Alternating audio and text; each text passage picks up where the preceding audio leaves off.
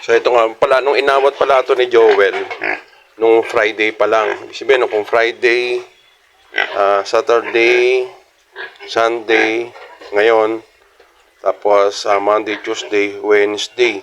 Mga Wednesday, pwede.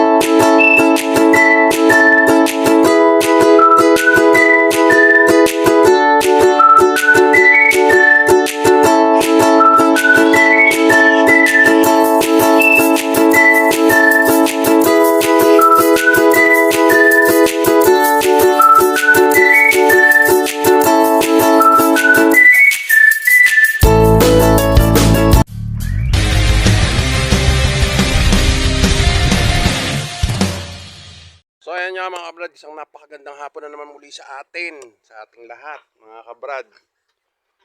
Tayo ay napadpad na naman dito sa ating mini farm. Dahil nga sa tagal ng panahon, sa sobrang busy, ngayon lang tayo napunta uli. Matagal na panahon na. Siguro, nung dati nakarating tayo dito mga 3 buwan. Ngayon 3 buwan na naman ang nakalipas. Ngayon lang ulit tayo napunta. Kaya pakikita ko sa inyo ngayon yung ating mga biik ngayon kung ilan na sila at yung mga inahin natin pakikita. At meron naman tayong bagong panganak na 4 na piraso. Tapos yung ating mga alagang manok tsaka pabo. Nakakatuwa lang kahit madalang tayo ditong mapunta, naasikaso pa rin ni Joel yung ating mga alaga. Mga kabrad, pakita ko sa inyo. So ito nga po mga kabrad, at nabutan natin papakain si Joel ng ating mga alaga. Ayan. Dahil sa tagal na rin natin hindi napupunta rito, nagulat niya ako na kahit yung mga inahin natin kung mga nakpatatot, 4-4, ang dami na pag nung nagsama-sama sila sa kabila dami na rin nating mga malapit ng litsunin. Yung kabila, pwede na litsunin yung sa kabila. Ayun yung 7. Ito mga kabrad, ang pinapakain natin sa kanila ngayon, starter siya. Sinaluan ni Joel ng sapal ng taho. Yan. Pero magaganda yung ano nila. Gaganda ng katawan no? Ayan. Gumilog yung katawan nila. Pero mas okay din yon kung sasamahan mo rin siya ng, halimbawa yan, ganyan. Meron kang tinadtad na parang gulay nila, parang ganun.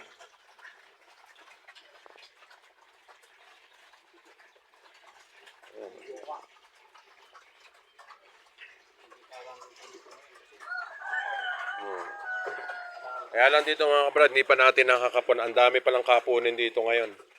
Marami.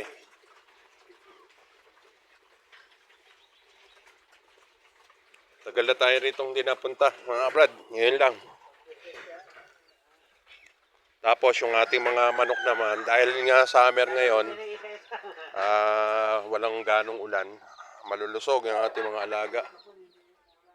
Marami tayong mga sisiw. Tapos yung ito namang ating matandang inahin na si Brown, malapit na ring manganak. Yan laki ng tiyan niya. Mga ilang linggo na lang ito, mga 1 linggo siguro, pinakamatagal na rito si Tapos ito naman yung ating si Bruno. Ayan, bahay serkero laki na ni Bruno Bruno, laki mo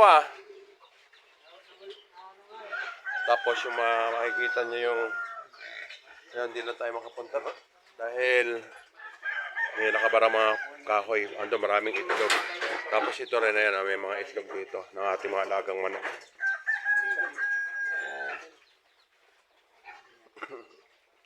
Puntahan naman natin mga kapatid yung mga inahin natin. Yung pabo, 7 yung pabo natin 7 yung mga inakay. 8 ba yan? Yun, namatay tayo dito. Pero yan, buhay na yan. Asa na ba yun? Ito nakakulong. Yung kasi hindi yan pwede pakain dito, agawa ng manok. Tingnan natin muna yung pabo.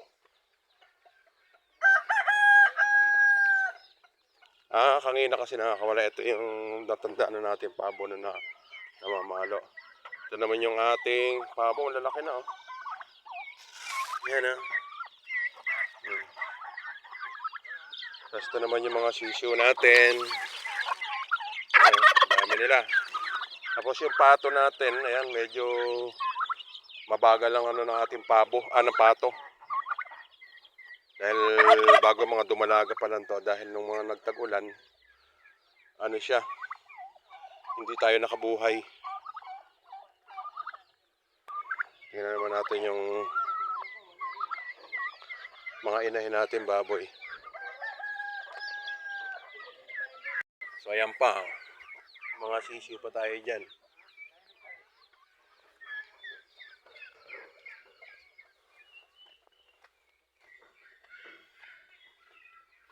So ito naman, naawat na natin to si Tisay. Ando na sa kabila, ayan. Ayan si Tisay. Tapos ito naman yung basal natin na dating dumalaga, ngayon ang laki na ng tiyan. So,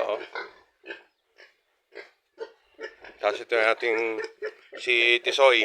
Siya naman ang babarako dito sa ating mga, ito na. Iniintay na lang natin mag-hit yung ating mga inahin na yan. Ito nanganak na to, tsaka ito. Tapos may bagong panganak na naman tayo dito. Kaya lang, 4 na piraso lang. Pero okay na rin kasi ito basal. Unang anak. Kahapon lang nanganak yan.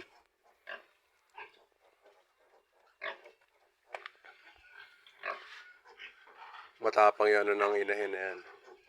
Kinaya naman dito mga kabrad, yung mga ganitong breed. Madali silang lumaki. Kung kukumpara natin sa mga pure native. Yan o. Ganda, parehas ang laki nila. Yan o. Kapapanganak pa lang yan pero medyo may kalakihan na. Ang kapatid niyan, yung nando sa kabila doon. Kapatid nito, si Tisoy. Kaya ito, hindi naman mag-inbreeding yan dahil lang pang babarako natin dito ay si Bruno, yung maitim natin doon. Tapos yung babarako naman dito sa dalawa, yun si Tisoy. Yan. Kaya wala tayong magiging inbreeding dito. Tingnan natin dito kung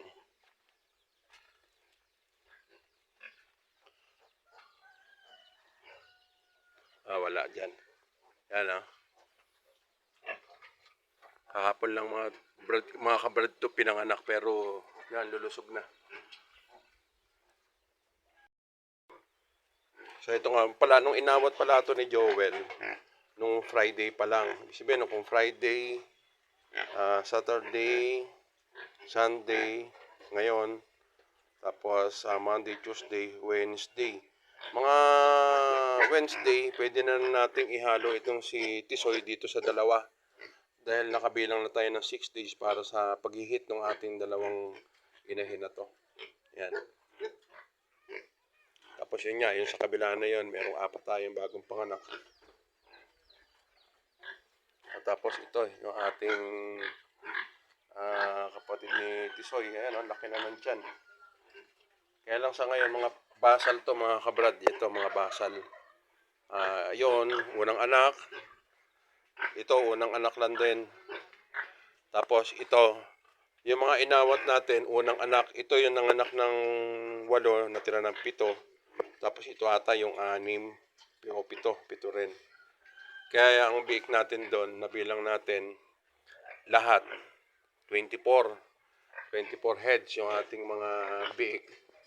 At tapos, ito nga, mga anak pa itong ating isang basal at saka si Brown, yung pinakamatanda nating inahin. So, ayan mga kabrad. So, ayan nga mga kabrad, yun na yung naging natin dito sa tagal din natin hindi napunta. Nakakatuwa lang dahil nga sa kahit matagal na tayong hindi napupunta rito, asikasong pa rin ni Joel yung ating mga alaga. At sa mga susunod na araw siguro, sa next week uli, pupunta kami rito dahil napakarami na nating kapunin na biik. Kaya sa mga kabrad, muli sa ating pagkikita dito, sasamahan nyo uli ako sa pagpunta natin dito sa ating mini farm. Kaya mga brad, God bless po sa ating lahat.